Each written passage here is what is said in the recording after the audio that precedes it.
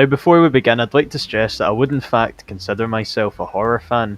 I'm fairly experienced with the Jasons and the Voorheeses and the killer clowns from outer space, so overall I was really excited for the Chucky television series, with me being a long time fan of the Child's Play and Chucky movies. But regardless, I'll quickly sum up my thoughts on these movies anyway, so let's see.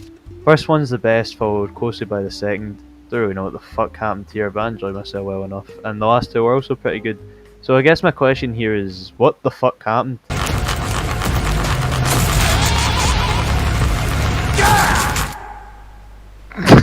What the fuck was that?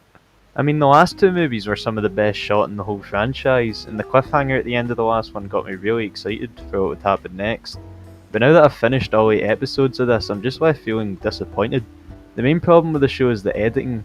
Dear fucking god, some of the choices they made here left me bewildered.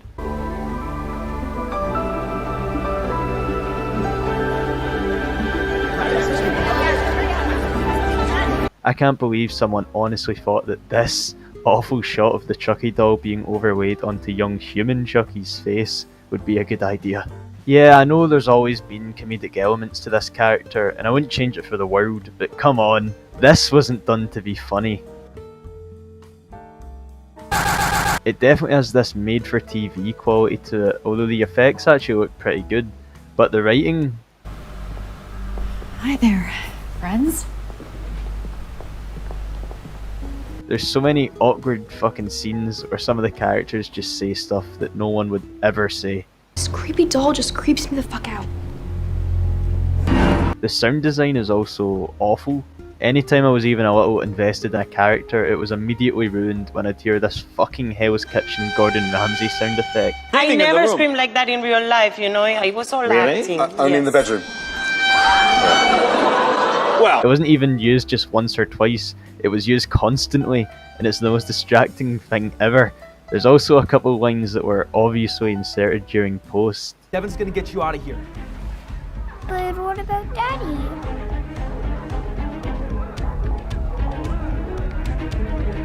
The plot also takes a while to become remotely interesting. The first half of the show are just kind of random hijinks that don't really lead anywhere or have much of an effect. Although I did eventually find myself wanting to see what would happen in the last few episodes. Okay, I'm going to be going more in depth about some of the parts from here on out, so spoilers. Only until the second episode do we actually get to see the Chucky effects in action, and yeah, they look great. One of the best parts of the show is how the doll was clearly mostly done with practical effects, and god does it help. He's also the only character with good lines, made even better by Brad Dourif's amazing voice acting. There's also this guy in the same episode who only mentioned because what I imagine is just the actor's voice somehow manages to sound dubbed over. Yup. Costumes, Coronas, and candy. And we're not talking M&Ms. My parents are in London for the weekend, so it's gonna be sick. You and me will be the best team. In episode 3 we have what might be the most awkward looking party get burned down by Chucky. This is how people my age have a good time. Do not let it be misunderstood. Not before saying a line with a random censor. You fucking little... There's also a gag where he can't lift his covers, which is weird considering he gave the main guy a black eye in the last episode, but whatever I guess. I really can't stress enough how awkward so many of the scenes are.